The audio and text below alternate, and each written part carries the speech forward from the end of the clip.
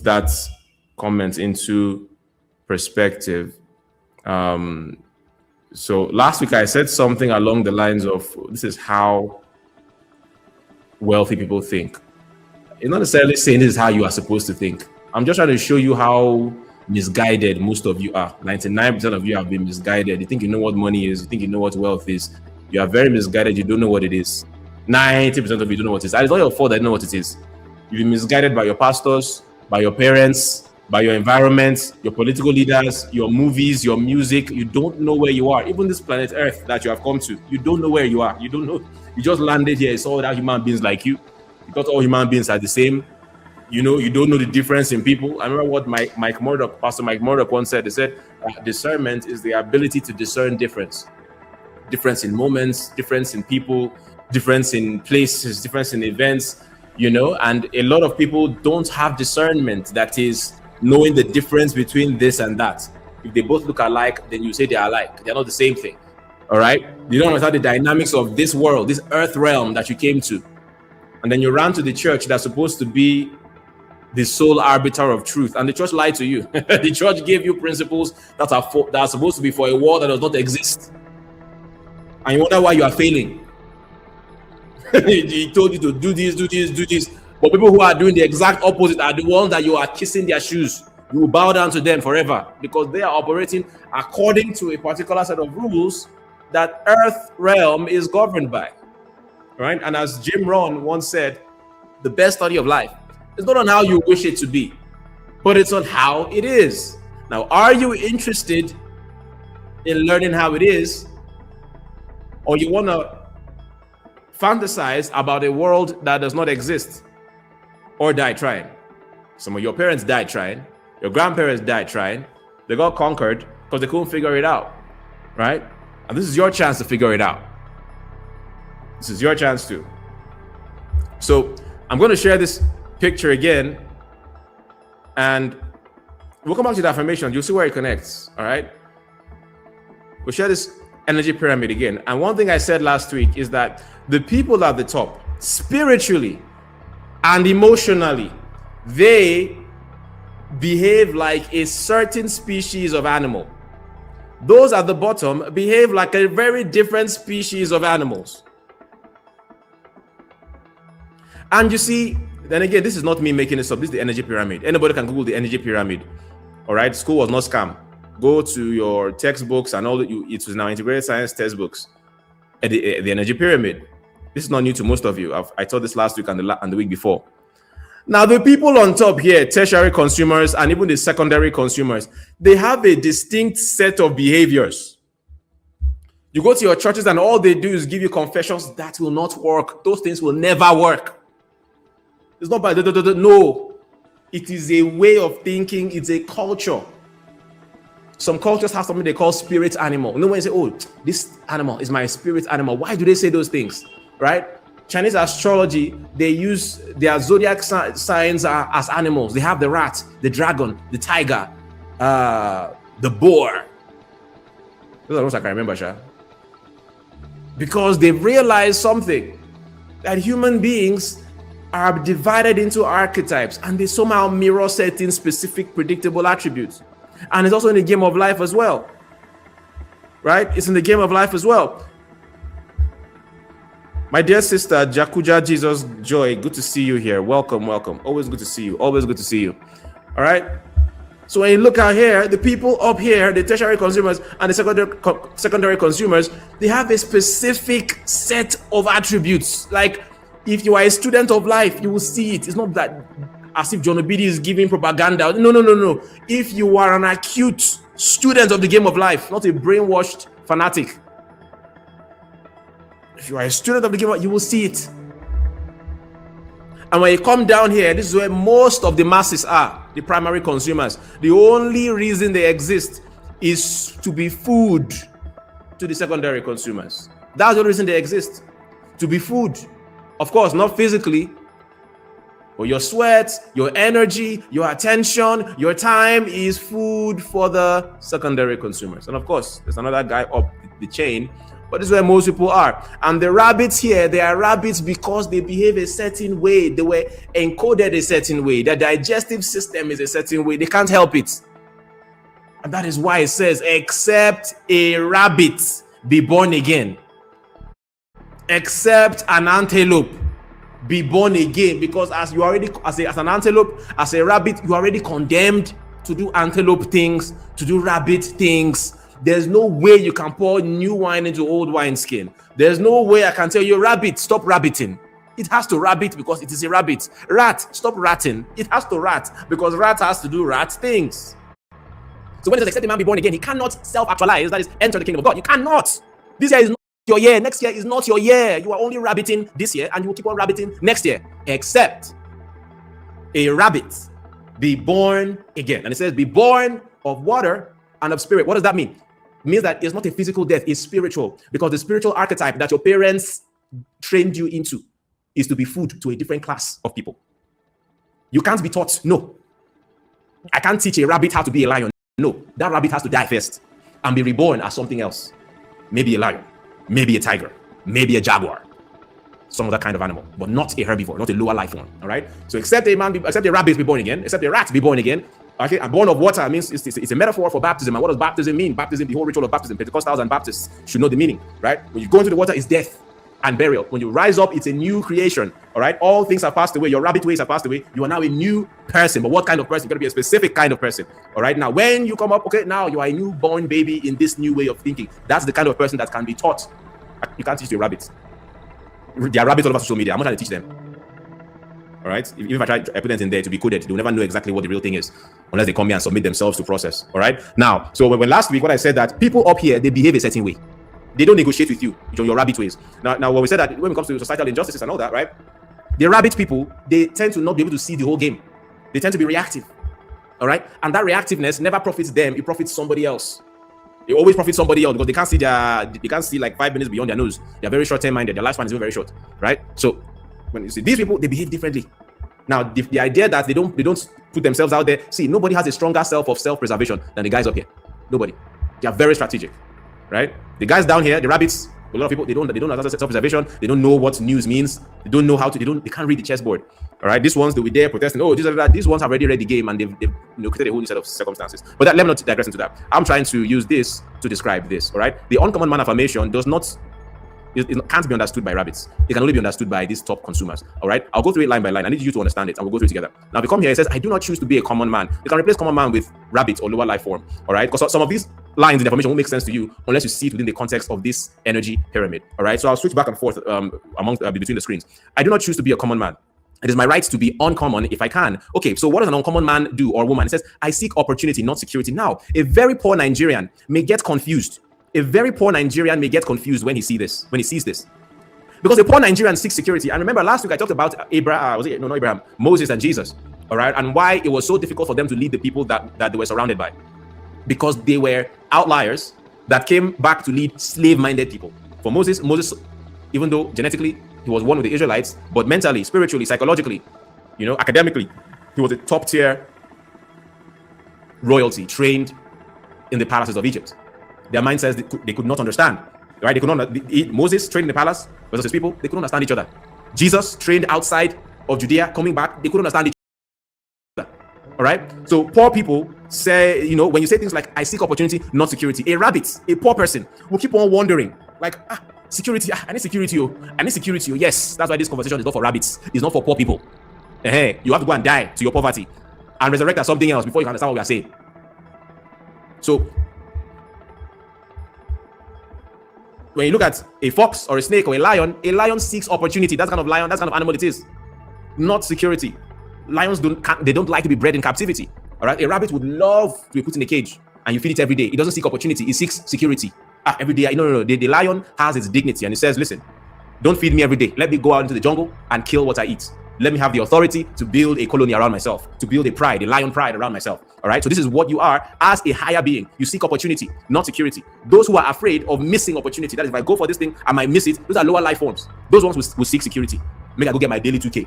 That's the mentality. All right. Now it says here, I do not wish to be a kept citizen. Poor people always wish to be kept citizens. You understand what it means to be a kept citizen, because Nigeria does not care for its citizens. But if you go to a country that cares for its citizens, you know what a kept citizen means. There are some people in European countries, some countries around the world, that all they do is sit back at home and get benefits from the government. That's what they do. That's what it means to be a kept citizen. The person that wrote this thing wrote it at a time when they used to give just allowances, benefits to citizens just for existing. And it exists till today. Some people just do that. In Nigeria, you understand what it means as a Nigeria, because Nigeria doesn't give you any benefits.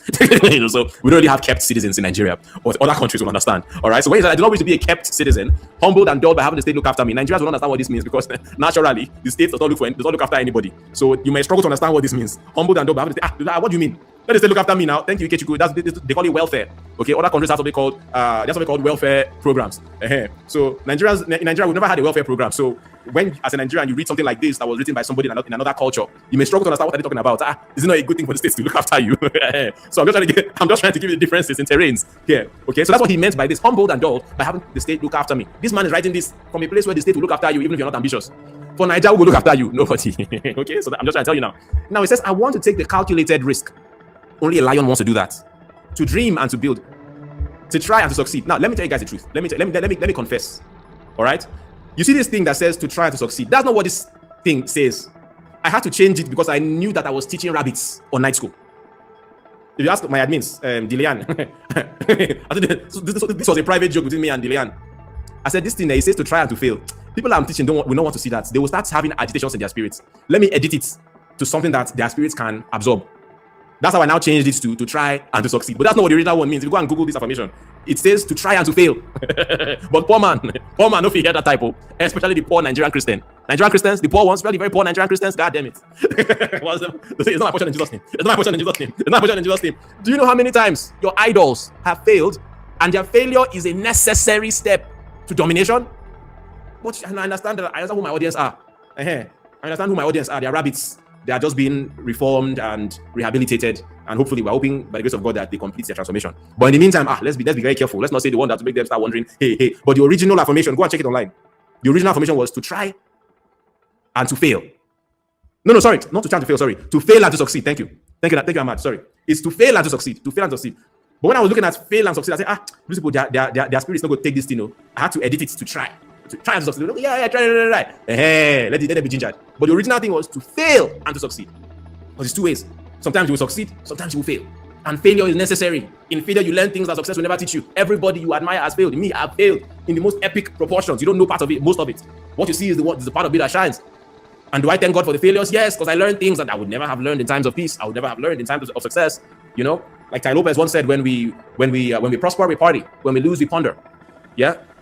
So the original thing says to fail and to succeed. Only a lion sees fail and succeed and says, I understand what that means. It's okay. But rabbits will get frightened away. To fail, forward ever, backward never. I can never go down. But that's what it is. All right. So let's just move on. All right. So I refuse to barter in incentive for a dole. Incentive means profit, the profit that comes from business, because that's how you get rich. All right. Dole means a predictable salary. It's old English for salary. You get a predictable salary. All right. Versus rolling the dice for incentive, meaning profit that comes from taking risk at business. That is the mindset of an apex predator. I refuse to barter the chance of making big profits, risking my money to make bigger profits, all right, for a weekly salary that is guaranteed. No.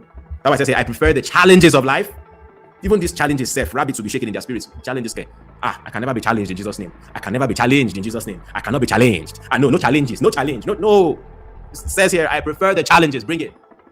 Because the reward is going to be outsized, and all these other people that are running away from challenges, they will worship me because they will never have the rewards that the game of life will give a person like me. All right. So I prefer the challenges of life to the guaranteed existence. I don't want the guaranteed one. The rabbit wants the guaranteed one. I don't want the guaranteed one. Let's take the challenge because I know what the reward is. The thrill of fulfillment to the stale calm of utopia. I will not trade freedom for a beneficence, nor my dignity for a handout. And this is my dignity for a handout. Some of you, the reason why you have not blown, I've told you guys before, the reason why you have not blown is that you don't have an ego.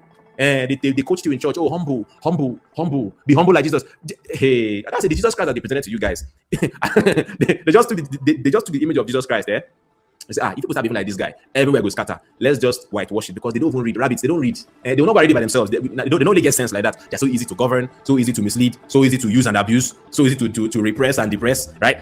Let's just whitewash Jesus and make him a white person with blonde hair and blue eyes. They will not question it and say, but this guy should look closer to a Palestinian. No, they're dumb. They will believe that it's actually European looking in the picture that we sent like this. They believe anything. So let's whitewash, create one humble, gentle, mild and meek Jesus. Let's not push the Jesus that was challenging the existing structure and said, before your mighty father Abraham I was. I said, before you even use your grand temple of Solomon, you are looking at somebody who is greater than him. No, if they start behaving like that, they will have big egos. If they start behaving like that, they will have a higher sense of self. If they start behaving like that, they will have a healthy and very high self-esteem. And people that have healthy self-esteem, they tend to be very quick with their discernment. People that have a very healthy self-esteem, we cannot subjugate them with incentive of heaven and fear of hell. People that have a healthy self-esteem, we can't say, oh, God told me, and make them just believe it. They will say, okay, if it's true, I will figure it out myself.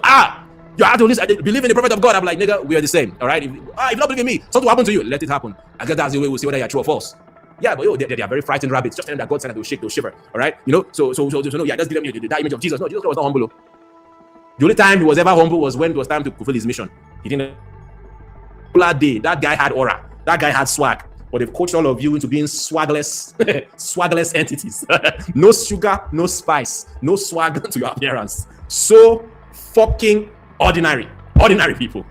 And that's why this says, I do not choose to be a common man. That's what it is. All right.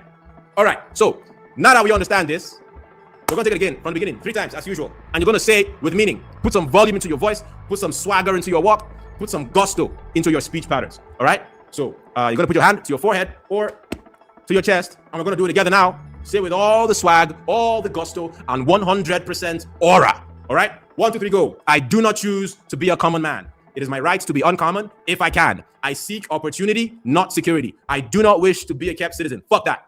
Humbled and dulled by having the state look after me. I want to take the calculated risk, to dream and to build, to try and to succeed. I refuse to barter incentive for a dole. I prefer the challenges of life to the guaranteed existence, the thrill of fulfillment to the stale calm of utopia. I will not trade freedom for beneficence, nor my dignity for a handout. I will never cower before any master, nor bend to any threat. It is my heritage to stand erect, proud and unafraid, to think and act for myself, enjoy the benefit of my creations, and to face the world boldly and say, this I have done. Very good. That's number 1. Number 2, let's do it. I do not choose to be a common man or woman. It is my right to be uncommon if I can. I seek opportunity, not security. I do not wish to be a kept citizen, humbled and dulled by having the state look after me. I want to take the calculated risk, to dream and to build, to try and to succeed. I refuse to barter incentive for a dole. I prefer the challenges of life to the guaranteed existence, the thrill of fulfillment to the stale calm of utopia. I will not trade freedom for beneficence, nor my dignity for a handout. I will never cower before any master, nor bend to any threat. It is my heritage to stand erect, proud and unafraid, to think and act for myself, enjoy the benefit of my creations, and to face the world boldly and say, this I have done. One more time, yell it like you mean it. I do not choose to be a common man or woman. It is my right to be uncommon if I can. I seek opportunity, not security. I do not wish to be a kept citizen, humbled and dulled by having the state look after me. I want to take the calculated risk, to dream and to build, to try and to succeed. I refuse to barter incentive for a dole.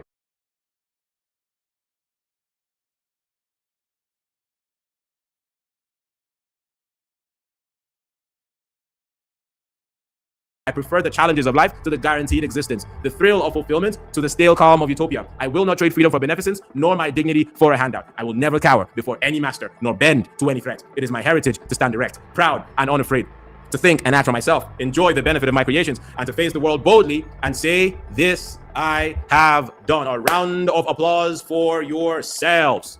Fantastico. Okay, now we did a couple of bonus affirmations last week, and we're gonna do those again. I think it was Genesis 26 and there we go. Genesis 26, 12 to 14. 26, 12 to 14. And then there was also Numbers 23, NKJ. Okay. Okay, so I'm going to open up Numbers 23. You remember our style for saying that affirmation? Numbers 23. I'm reading from New KJV this time. All right. So it says, for there is no sorcery against Jacob or any divination against Israel. So wherever you see Jacob, you put your name, and it's got to be both names, first name and last name. Okay. All right. So let's do it together. 1, 2, go. I like using examples here. For there is no sorcery against Judith Ahura, nor any divination against Judith Ahura. It now must be said of Judith Ahura and of Judith Ahura, Oh, what God has done. Let's take it a second time. Let me take somebody else. For there is no sorcery against Fidelis Rachel, nor any divination against Fidelis Rachel. It now must be said of Fidelis Rachel and of Fidelis Rachel, oh, what God has done. One more time. For there is no sorcery against John Oyekon, nor any divination against John Oyekon. It now must be said of John Oyekon and of John Oyekon, oh, what God has done. Amazing. All right. And then the final one is Genesis 26, 12 and 14. All right. You're going to replace Isaac's name with your name. This is destiny switching. This is the only legal form of destiny switching. Where say they go steal your destiny? Yeah, we will steal destiny for you, but not be like that. We are doing destiny switching. I'm going to switch that destiny with your own destiny. Love it. All right. 1, 2, 3, go. Victor Amos planted crops in that land. And the same year, Victor Amos reaped 100-fold because the Lord blessed Victor Amos. Victor Amos became rich, and Victor Amos's wealth continued to grow until Victor Amos became very wealthy. Victor Amos had so many flocks and herds and bank accounts and gold and foreign investments, offshore bank accounts, stocks and bonds, treasury bills, rich in real estate, rich in cryptocurrency, rich in liquid cash, and also rich spiritually. He had bastard money, and he had herds and servants that the Philistines envied Victor Amos. That's number one. Let's do a second time. Gideon Ibekute planted crops in that land. And the same year, Gideon Ibekute reaped 100-fold because the Lord blessed Gideon Ibekute. Victor Ibekute became rich, and his wealth continued to grow until he became very wealthy in bastard money. Victor Ibekute had so many flocks and herds and servants that the Philistines envied Victor Ibekute. I beg, we're gonna give me names to people now. So okay, the final one. Jide Imaswe planted crops in that land, and the same year, Jide Imaswe reaped 100-fold because the Lord blessed Jide Imaswe. Jide Imaswe became very rich, and his wealth continued to grow until Jide Imaswe became very wealthy. Jide Imaswe had so many flocks and herds and servants, plenty of bastard money, so that the Philistines envied Jide Imaswe. Round of applause for yourselves. Round of applause for yourself. Listen, I don't have to call your name out. I'm just using it as just as a template so that you get into the spirit of the whole thing. Okay? Yeah. So when you are doing this with, say use Michael Jesus, I beg. So that when you're doing it in your privacy, okay, you understand how the flow goes. When you're doing it with your children, okay, when you're praying over your children, not just to pray over them, you need to get it encoded in their neurology, okay, into their subconscious mind as well. So you need them to say it and put their names in there. It's very powerful, I tell you. It's like almost like you're talking about yourself in third person, and like the story is being written about you, like it's already written, and it just has to come to pass. It starts making you behave yourself into that persona. It's really super powerful. All right, really super powerful. All right, welcome everybody. So good. Someone said admin. Easy names, not be admin fault. Now me just pick at random. Whenever it's time for the affirmation, I just look at whichever name is there. And I just pick because I have to move. I just look at any name and I just pick. Sometimes I pick on an easy name. Then I just pick randomly on a tough name. Anyone that shows, I roll with it. Yeah, awesome. Okay, welcome everybody. I'm so glad to be here. As usual. What do you mean by the boom of that keyboard? Let me know. Is there any issue with? Somebody texted me one time that there's a certain tapping sound I make with the table that disrupts the audio. So if there's any such thing, please give me that feedback so that we can improve. Okay, welcome back, guys. It's been so amazing. It's been a lovely week for me and for a lot of people. Every day I just wake up grateful that I was born, in such a time as this. I mean, I'm a blessed man by the grace of God. I'm super blessed, I know. But when I say I'm a blessed man, I need to explain my thinking. My thinking is that I don't know what I would have done with my life if I was not born in this day and age. If I was born maybe a generation too early, I don't know if I would have been able to find expression. As an American, maybe I would have found expression as an American, but as a Nigerian, Nigeria is a pretty backward place. Africa as a whole is very backward. So, having such a revolutionary spirit and an excellent spirit, Nigeria is not one of the best places to be. I know Nigerian Christians say that shit all the time. The excellence of Daniel, they don't know what they're talking about. I promise you, Nigerian Christians don't know shit about what they're talking about when they make those confessions. They don't know what they're talking about. They just say those things because it's cool and they want to blend with everybody else. But when they really see an excellent spirit, they will try to kill that person. Because first of all, they don't know what excellence means. They think excellence means say, oh, you sabi book and you are the first to calculate 1 + 1. They don't know what prescience means. They don't know what real foresight means. Every generation thinks that they want a revolutionary mind until they see what a revolutionary mind looks like. Every generation thinks that they want to see a real prophet or a real seer because they don't know what it means until they see one and they want to kill the person. The Jews had been shouting and wailing, crying out for a Messiah. When the real one showed up, what did they do? They conspired and got the Romans to kill him because they couldn't kill him by themselves. They had to get the Romans to do it. When you look at, even in the book of the Kings, when God was trying to kill Ahab and he called a meeting with what the Bible calls them the sons of God, well, the angels, the other spirit beings that govern that realm. He called a meeting saying, how can we kill Ahab and all that. The one man that had the power to see the plot, where was he? He was in prison. You know, his name was, I think, Micaiah. They imprisoned Micaiah. Why? Because he was the one true person that could see.